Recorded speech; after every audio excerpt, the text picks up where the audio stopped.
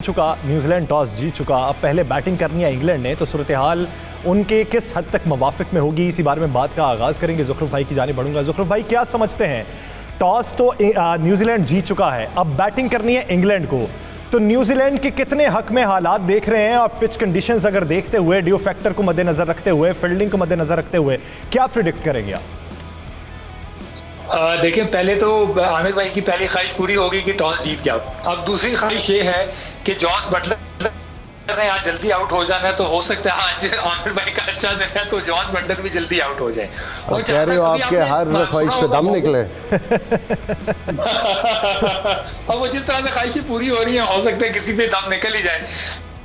अच्छा, अभी आपने बॉलिंग को सुना होगा तो नासिर हुसैन ने उनसे पूछा तो उन्होंने यही कहा कि ये वन साइडेड मैच नहीं होना चाहिए, ड्यू की वजह से इफेक्ट नहीं होना चाहिए, क्योंकि दोनों टीम्स बड़ा अच्छा खेलती हुई आगे आई हैं और ये बड़ा कंपेटिटिव मैच होना चाहिए। लेकिन नो डाउट जो भी टॉस जीता है इस पूरे टूर्नामेंट में, उसको एक एज तो जरूर रहा है। तो मेरा ख्याल है कि न्यूजीलैंड के लिए हो सकता है आज बड़ा अच्छा, बड़ा बेहतरीन दिन हो। पहला मरहला जो टॉस का था वो तो उन्होंने वो कर लिया, टॉस जीत लिया। अब उन्होंने सवाल ये किया कि लुकी फर्गुसन नहीं है, उसकी जगह एडम मिल्न आए हैं, तो क्या सूरत हाल है। उसका भी जवाब आपने सुन लिया। और साथ में बड़ा हैरान हुआ कि इंग्लैंड ने बड़ी जबरदस्त स्ट्रेटजी अपनाई कि जब जेम्स विंस आए जेसन रॉय की जगह, उन्होंने उनको प्लेइंग 11 में आते ही शामिल नहीं कर लिया। उन्होंने सैम बिलिंग्स को मौका दिया, जो कि पहले से उनके बेंच पे मौजूद हैं, इससे पहले खेल भी चुके हैं, तो वो पहले से टीम के साथ अवांग हैं और उनकी जरा ज्यादा एफर्ट हमें नजर भी आई। अब आप देखें कि कैसी स्ट्रेटजी है कि बटलर भी विकेट कीपर बैट्समैन है, बेयरस्टो भी विकेट कीपर बैट्समैन है और सैम बिलिंग्स भी विकेट कीपर बैट्समैन है। लेकिन कैसे जबरदस्त तरीके से वो तीनों इस टीम में खेल रहे हैं। अब बेयरस्टो जो है वो नंबर 5 से वो ओपनर चले जाएंगे और सैम बिलिंग्स वो रोल अदा करेंगे जो पहले जॉनी बेयरस्टो करते रहे हैं इस पूरे टूर्नामेंट में। तो इंग्लैंड जो है वो पूरी माइंड गेम के साथ मैदान में उतरी है। आमिर भाई, क्या समझते हैं, एक तरफ हम जेम्स विंस की बात कल से कर रहे थे, आज के दिन वो नहीं है, सैम बिलिंग्स उनकी जगह पे हैं, तो इस तब्दीली अब आप जेसन रॉय को मद्देनजर रखते हुए देखें कि क्या ये बेहतरीन लगी? इन्होंने बड़ा सोच समझ के फैसला किया। देखिए, विंस जो है वो स्क्वायर ऑफ द विकेट बहुत तगड़े हैं, कट बड़ी ज़ोर से मारते हैं, इधर एक्स्ट्रा कवर की तरफ जो है वो ड्राइव बड़ी ज़ोर से मारते हैं और उनका ऑन साइड पर स्क्वायर ऑफ द विकेट बहुत तगड़े हैं। न्यूजीलैंड के जो बॉलर्स हैं वो गेंद को आगे गिरा रहे हैं, सही, वो गेंद को पीछे बैक ऑफ द लेंथ वो ऐसी जगह पे फेंक रहे हैं जहाँ पे बैट्समैन जो है फोर्सिंग कट या बैकफुट पे पंच नहीं मार पा रहा। सो उन्होंने सोच के फैसला किया है कि विंस शायद इस बॉलिंग अटैक के सामने इतना ज़्यादा कारआमद ना हो, तो सैम बिलिंग को उन्होंने मिडिल ऑर्डर में करके जॉनी बेयरस्टो को रखा, क्योंकि जॉनी बेयरस्टो जो है वो ड्राइव बहुत ज़ोर से मारता है, सही, वो डाउन द विकेट जो है वो बहुत तगड़ा प्लेयर है। इसीलिए उन्होंने ये फैसला किया और very well thought out decision by England management. वो बिल्कुल लग रहा है कि बड़े सीरियस है इस वर्ल्ड कप को जीतने के लिए, लेकिन मैच तगड़ा होगा, उनको स्कोर बोर्ड के ऊपर लगाना होगा। स्ट्रेटजी क्या समझते हैं आप? देखिए, स्ट्रेटजी उन्होंने इसीलिए जॉनी बेयरस्टो को ऊपर लेके आए कि जॉस बटलर के ऊपर ज़्यादा प्रेशर ना आए, जॉस बटलर को थोड़ा सा टाइम मिल जाए। मेरा ख्याल है जॉनी बेयरस्टो जो है वो उनसे अटैक करवाएंगे, क्योंकि गेंद आगे फेंक रहे हैं न्यूजीलैंड के बॉलर्स, तो वो तगड़े हैं down the track, wicket cover drive अच्छी मारते हैं, सीधी अच्छी शॉटें मारते हैं down the ground. So I think उनसे अटैक करवाएंगे। जॉस बटलर थोड़ा सा टाइम लेंगे, टाइम लेके वो मेरा ख्याल है जिस तरह न्यूजीलैंड के खिलाफ उन्होंने अप्रोच रखा, श्रीलंका के खिलाफ अप्रोच रखी थी, उसी तरह आएंगे। लेकिन मुकाबला श्रीलंका और न्यूजीलैंड को कंपेयर करते हुए नहीं, श्रीलंका की बॉलिंग बुरी नहीं थी इस वर्ल्ड कप में। लेट मी टेल यू, उनके पास पेस बॉलर थे, 2 बॉलर ऐसे थे जो 145 से ऊपर बॉलिंग कर रहे थे। स्पिनर उनके बहुत ज़बरदस्त थे। टिक्शाना जो है मिस्ट्री बॉलर था, उससे भी बड़ी इकोनॉमिकल बॉलिंग की। सो श्रीलंका का बॉलिंग अटैक इस टूर्नामेंट में बहुत तगड़ा था। अनलकी रहे कि वो आगे नहीं आ सके। सो मुझे ये लग रहा है कि न्यूजीलैंड जो है कहीं कैरिड अवे ना हो जाए, उनको जो सारा काम करना है, उन्होंने जो चैलेंज है टॉस जीतने के बाद, उन्होंने कोशिश ये करनी है कि इंग्लैंड को 165-70 तक ना पहुंचने दें। अब आप ये देखें कि श्रीलंका की बॉलिंग के खिलाफ जॉस बटलर की सेंचुरी, तो न्यूजीलैंड की बॉलिंग के खिलाफ क्या आप देखते हैं?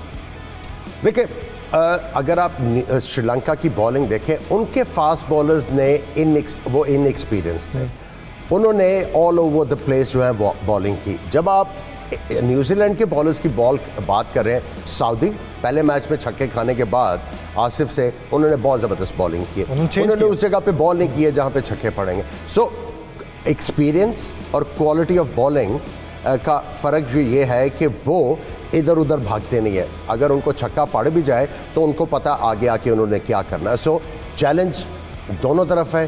पहली इनिंग्स तो बहुत ही इंटरेस्टिंग हो गया। लेट मी टेल यू, आपको पहली इनिंग्स में ही आइडिया हो जाएगा कि ऑस पड़ती है या नहीं पड़ती, कि कौन जीतेगा। सही, वो आधे पौने घंटे तक ही आपको अंदाजा होना शुरू हो जाएगा। 20 ओवर के बाद आपको आइडिया हो जाएगा कि किस टीम का पलड़ा भारी है, चाहे ऑस पड़ती है या नहीं पड़ती। सही। ज़ुखरुफ भाई, अगर हम बात करें बैटिंग के हवाले से, तो बैटिंग में जो स्ट्रेटजी इंग्लैंड की अब तक चलती आ रही है, दूसरी तरफ न्यूजीलैंड है। न्यूजीलैंड ने अपनी बॉलिंग में जब पाकिस्तान से हारने के बाद आप क्या समझते हैं कि कितनी बेहतरी लेके आए हैं कि वो इंग्लैंड को टफ टाइम दे सकते हैं? देखिए, बेहतरी तो वो लेके आए, जिस तरह अभी आमिर भाई ने कहा कि छक्के खाने के बाद उन्होंने उन एरियाज पे बॉल नहीं किया। और दूसरा ये है कि इन दोनों पेसर्स की बहुत अच्छी आपस में केमिस्ट्री भी है, सऊदी की और बोल्ट की। बहुत अरसे से इनका जबरदस्त पेयर जा रहा है, लेफ्ट राइट कॉम्बिनेशन है और दोनों मुश्किल मैचेस में, बड़े मैचेस में परफॉर्म करते हुए आए हैं। और अभी भी इन दोनों की सबसे जो बड़ी आप कह लें कि स्ट्रैटेजी होगी केन विलियमसन की भी, कि जो पावर प्ले है उसमें कम से कम 2 विकेटें हासिल करनी है और वो कोशिश ये करेंगे कि दोनों विकेटें दोनों ओपनर्स की हासिल करें। आमिर भाई ने बड़ा अच्छा एलैबोरेट किया। इससे पहले भी Jonny Bairstow as a opener बहुत बेहतरीन परफॉर्म कर चुके हैं, उसमें वो सेंचुरीज भी बना चुके हैं, पावर प्ले को बड़ा बेहतरीन यूटिलाइज कर चुके हैं। इसीलिए आज उनको दोबारा जेसन रॉय की जगह ऊपर शामिल किया गया, क्योंकि वो टीम में नहीं है और सैम बिलिंग्स को नीचे रखा गया है। तो न्यूजीलैंड की स्ट्रैटेजी ये होगी कि वो पावर प्ले में कम से कम 2 विकेटें हासिल करें, जबकि अगर आप इंग्लैंड की बात करें तो वो इस पूरे पावर प्ले को अच्छे तरीके से यूटिलाइज करने में कामयाब होंगे। और let me tell you one thing, कि अगर ये 2 विकेटें यानी जॉर्ज बटलर और जॉनी बेयरस्टो आउट हो जाते हैं पावर प्ले के अंदर, तो फिर इंग्लैंड के लिए काफी मुश्किलात हो सकती हैं। चूंकि एक आध मैच के अलावा मॉर्गन भी कोई बहुत बड़ी इनिंग्स नहीं खेल सके, तो फिर ऑटोमेटिकली जब आपके 2 टॉप प्लेयर्स आउट हो जाते हैं जो इन फॉर्म होते हैं, तो फिर नीचे वाली बैटिंग लाइनअप पे बड़ा प्रेशर बढ़ जाता है। तो ये स्ट्रैटेजी होगी न्यूजीलैंड की, और इंग्लैंड ऑब्वियसली वो चाहेगा कि पावर प्ले का अच्छा इस्तेमाल करे और स्टार्ट से ही प्रेशर बना के। सही। आमिर भाई, आप अगर आज के मैच को देखें, स्ट्रेटजी दोनों तरफ काफ़ी मजबूत है, लेकिन पहले पावर प्ले के अंदर आप ज़्यादा से ज़्यादा स्कोर कितना देख रहे हैं? देखिए, ये सेमीफाइनल है, वो कोशिश ज़रूर करेंगे, लेकिन साथ साथ एक चीज़ को वो मेक श्योर करने की कोशिश करेंगे दोनों बैटर्स, कि विकेटें ना गिरें। अगर 6 ओवर्स में चांस लेते हुए अगर 1 विकेट गिर जाती है तो वो कहेंगे बस ठीक है, अब इनिंग्स को चलाएं।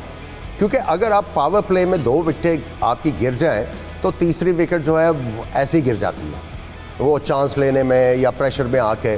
सो ऑपोजिशन को 2 आउट आप करवा दें अपने, तो ऑपोजिशन जो है गेम को कंट्रोल कर जाती है। और जिस तरह की न्यूजीलैंड की बॉलिंग है, जिस तरह मेथोडिकली वो डील कर रहे हैं इस वर्ल्ड कप में, जिस तरह आके अपने प्लान्स को एग्जीक्यूशन कर रहे हैं, 2 विकेटें इनको मिल गई तो ये गेम को कंट्रोल कर जाएंगे।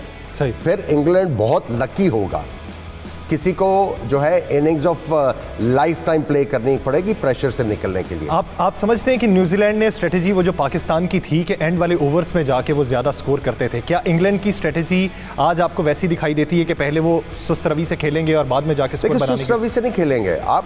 अच्छा जो बैट्समैन होता है, याद रखना यासिर, कि उसको गंदे गेंद की ज़रूरत नहीं होती चौका छक्का मारने के लिए। अगर आपको शुरू में गंदा गेंद मिल जाता है ना, तो उसके बाद बैट्समैन जो है वो ईजिली साइक आउट करता है बॉलर को, कि यार इसने अगर मेरे से कवर ड्राइव पे चौका खाया है या मैंने सीधा चौका मारा, अब थोड़ा सा ये गेंद पीछे करेगा।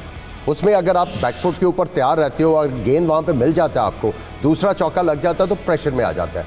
अच्छे बैट्समैन जो है वो अच्छे बॉलर के अच्छे गेंद के ऊपर उनको स्कोर करना आता है, इसीलिए वो बाकी प्लेयरों से अबव होते हैं। सो इंग्लैंड के बैट्समैन जितना एक्सपीरियंस है, जो एबिलिटी है, इनको गंदे गेंदों की ज़रूरत नहीं होगी। सो ये कोशिश ये करेंगे कि विकेटें कम से कम गिरें और रीजनेबल स्टार्ट मिले टीम को। सही। ज़ुखरुफ भाई, एक आखिरी सवाल, क्या समझते हैं पावर प्ले के अंदर अगर कोई विकेट गिर जाती है तो फिर टोटल कितना देखते हैं, और अगर नहीं गिरती तो फिर टोटल आप क्या देखते हैं?